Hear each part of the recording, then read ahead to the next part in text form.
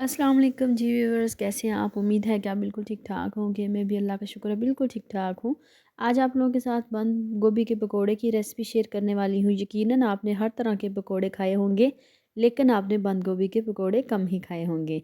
अगर आपने खाए हैं तो आपने इस रेसिपी को भी ट्राई करना है। अगर आपने नहीं खाए तो इस रेसिपी को आपने लाज़मी बना के ट्राई करना है।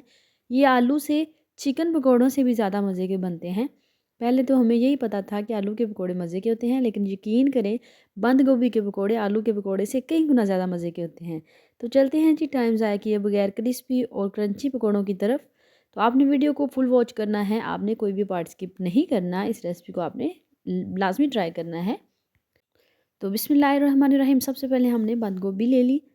ये सबसे सस्ती, आप समझ लें कि आपको इस सीज़न में मिल जाती है। बंद गोभी लें, आसानी से उनको उसको चॉप करें बिल्कुल बारीक-बारीक सा। ये मैं आपके सामने सिर्फ़ आप लोगों को दिखाने के लिए चॉप करके भी दिखाऊँगी। तो ये देखिए बिल्कुल बारीक सी हमने चॉप कर ली है। बिल्कुल छोटा-सा हमने फ्लावर लिया है बंद गोभी का। एक तो ये बजट फ्रेंडली है कि आप इसे बजट के मुताबिक आसानी से बना सकते हैं। आपको ज़्यादा मेहनत दरकार भी नहीं होगी। तो एक अदद बिल्कुल छोटा-सा आलू हमने लिया है। उसको हमने बिल्कुल बारीक-बारीक सा काट लिया है। कटिंग आपको इसलिए दिखा रही हूँ ताकि मेरी बहनों को बिल्कुल भी मुश्किल पेश ना आए। वो आसानी से कटिंग करना सीख जाएँ कि इस तरीके से हम इसकी कटिंग करेंगे और इसके पकौड़े बनाएँगे तो वो और ज़्यादा टेस्टी बनेंगे। तो ये देखिए हमने तकरीबन हाफ़ प्याज़ ले लिया है। अब इसमें हाफ़ प्याज़ ही हम ऐड करेंगे। उसको हमने रफली सा बिल्कुल बारीक सा चॉप कर लेना है। कोशिश करनी है कि प्याज़ बिल्कुल बारीक सा चॉप हो। तो इन तीनों चीज़ों को चॉप करने सब्ज़ मिर्चों को हमने चॉप कर लेना है बिल्कुल बारीक सा। इन सारी चीज़ों को चॉप करने के बाद एक बर्तन में ऐड करेंगे, जिसमें हमने इस मिक्सचर को मिक्स करना है बाकी चीज़ें ऐड करके। तो ये देखिए इसको हमने एक दफ़ा हाथ से मिक्स कर लेना है। अब इसके बाद हम इसमें इसके लिए धनिया की कटिंग करेंगे। ये मैं स्पीड से आपको इसलिए दिखा रही हूँ ताकि मेरी बहनों को टाइम भी ज़्यादा वेस्ट ना हो और कटिंग भी आसानी से हो जाए। तो सब्ज़ धनिया भी इसमें साथ ही ऐड कर देंगे। अब इसमें जो चीज़ जाएगी वो है, सबसे पहले हम इसमें कॉर्नफ्लोर ऐड करेंगे। तकरीबन 1.5 टेबल स्पून हम इसमें कॉर्नफ्लोर ऐड करेंगे। इसके साथ जो पकौड़े हैं वो बड़े मज़े के और क्रंची बनेंगे। आप इसकी जगह पे चावलों का आटा भी इस्तेमाल कर सकते हैं ज़्यादा क्वांटिटी में, और मैदा भी आप इस्तेमाल कर सकते हैं अगर आपके पास कॉर्नफ्लोर ना हो तो। 3 टेबल स्पून भर के हम इसमें ऐड करेंगे बेसन के। बेसन ऐड करने के बाद हमने इसमें ऐड करना है चावलों का आटा। चावलों का आटा और बेसन ऐड कर सकते हैं, ये दोनों चीज़ें आप ऐड कर सकते हैं अगर आपके पास कॉर्नफ्लोर ना हो तो।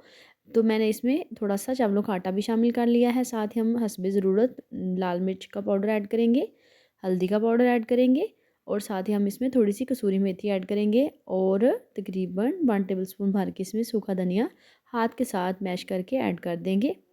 इन सारी चीज़ों को ऐड करने के बाद आप इसे अच्छे से मिक्स कर लें। एक तो टाइम की बचत हो जाएगी, दूसरा आपके पकौड़े इतने टेस्टी बनेंगे कि आपको ये दोबारा खाने ही पड़ेंगे। इंशाल्लाह से आप इस रेसिपी को दोबारा लाज़मी ट्राई करेंगे। मेरे कहने पे सिर्फ़ आपने ये रेसिपी ट्राई करनी है। यकीन करें, ये आलू तो क्या क्या बात है, आलू तो एक अलग टेस्ट देते हैं जो आपको बंद गोभी पकौड़ों में टेस्ट देगी, वो एक यूनिक सा टेस्ट होगा। तो इन सारी चीज़ों को हमने थोड़ा-सा पानी एंड पे शामिल करके मिक्स कर लेना है। पानी कभी भी पहले नहीं ऐड करेंगे, एंड पे हमने इसमें पानी शामिल किया, और इन सारे मटेरियल को अच्छे से मिक्स करके इसे आप इस टाइम पे नमक सेट कर सकते हैं। अगर आपको नमक या मिर्च कम लगे तो आप इसमें थोड़ा-सा ऐड कर सकते हैं। आप हाथ के साथ थोड़ा-सा चेक कर सकते हैं कि अगर आपको लगे कि ये जुड़ रहा है तो फिर आप इसमें और कोई चीज़ ऐड ना करें। अगर ये मिक्सचर आपस में अच्छे से अभी बॉन्ड ना हो रहा हो तो आप इसमें थोड़ा-सा चावलों का आटा या बेसन इसमें शामिल कर सकते हैं, या कॉर्नफ्लोर शामिल कर सकते हैं। तो हमने इसमें थोड़ा-सा चावलों का आटा शामिल किया है। इसे हमने अच्छे से मिक्स कर लेना है। नमक वगैरह मैंने सेट कर लिया था। तो अब ये जो मिक्सचर है ये बन के बिल्कुल डन हो चुका है। तो इस तरीके से हमने इसे बना के साइड पे रख देना है। ज़्यादा टाइम के लिए बना के नहीं रखेंगे। जब आपने पकोड़े बनाने हो तब ही मिक्सचर बनाना है। जब भी पकोड़े बनाएँ ताज़ा मिक्सचर बनाएँ, क्योंकि जो रखा हुआ मिक्सचर है वो पानी छोड़ जाता है नमक होने की वजह से। तो ये देखिए अब इसकी बॉन्डिंग बहुत ही अच्छी होगी। तो ऑयल को हमने गर्म कर लिया है। जैसे ही हमारा ऑयल जो है वो गर्म होगा तो हम इसमें पकोड़े शामिल करेंगे।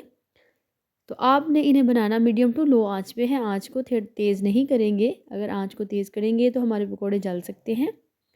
इसलिए हमने हल्के हाथों से इसमें पकोड़े भी ऐड कर देने हैं। हाथ की मदद से करें या स्पून की मदद से करें। मटेरियल थोड़ा सा कम ही लेंगे, ज़्यादा नहीं लेंगे। तो इस तरीके से हमने इसमें मीडियम टू लो आंच पे इनको डाल के फ्राई कर लेना है। अब इसमें कोई भी आप पार्ट स्किप करते हैं तो आपसे मिस्टेक भी हो सकती है। कुछ फीमेल्स ऐसी हैं जो ज़्यादा कुकिंग नहीं करती, तो उन्होंने कभी कभार कोई रेसिपी बनानी होती है, तो अगर वो सर्च करें तो उन्हें एक ऑथेंटिक सी रेसिपी मिल जाए तो वो क्या ही मज़ा होता है। जो आपको बताया गया हो और रेसिपी भी बिल्कुल सेम हो और आप उनको दुआएँ दें तो क्या ही खूब हो। तो अब हमने इनको अच्छे से फ्राई करना है। एक साइड से जैसे ही फ्राई हो जाएंगे तो हम इनकी साइड को चेंज कर देंगे। इस तरीके से आप जब भी साइड चेंज करनी हो तो आप एक लें चिमटा, जिसकी मदद से हम रोटी की साइड चेंज करते हैं।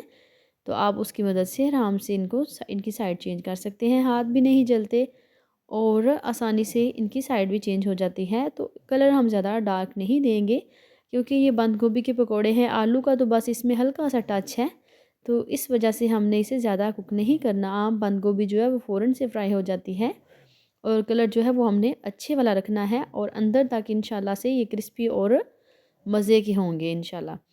तो हमने इनको इस तरीके से फ्राई कर लिया है। ये साइड फ्राई होते ही मैं आपको इनका फ़ाइनल सी लुक दिखा के फ़ाइनल सा रिज़ल्ट दिखाऊंगी इंशाल्लाह से। आपने इसके साथ टमाटो केचप या आपने दही की चटनी बनानी है और इन पकौड़ों को एंजॉय करना है। सर्दियाँ किसी को पकौड़े पसंद होते हैं। ये अब हमने ये बिल्कुल दोनों साइडों से कुक हो चुके हैं। मैं आपको निकाल के दिखाती हूँ। ये देखिए कलर कितना अच्छा आ चुका है।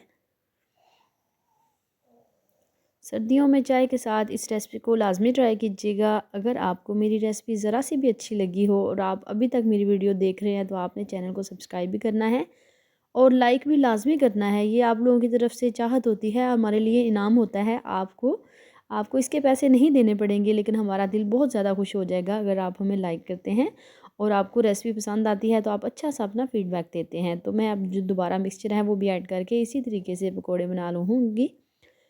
दोनों साइडें हम इसकी चेंज कर लेंगे। अगर आपस में पकोड़े चिपकते हैं तो कोई बात नहीं, आसानी से उतार सकते हैं। तो इस तरीके से आप इसे कम ऑयल में बना सकते हैं। तो आपने करना ये है कि आपने बेल के आइकन को दबा देना है ताकि मेरी आने वाली सादा सी आसान सी रेसिपी सबसे पहले आप तो लोगों तक पहुँचे। कलर आप चेक कर सकते हैं और टेस्ट यकीन करें कलर से भी ज़्यादा अच्छा और क्रिस्पी पकोड़े। तो ये देखें, दही में डिप करें और इनको एंजॉय करें और दुआओं में मुझे याद रखें। मिलते हैं जी नेक्स्ट और अच्छी सी रेसिपी के साथ। अपना बहुत सारा ख्याल रखिएगा। अल्लाह हाफ़िज़।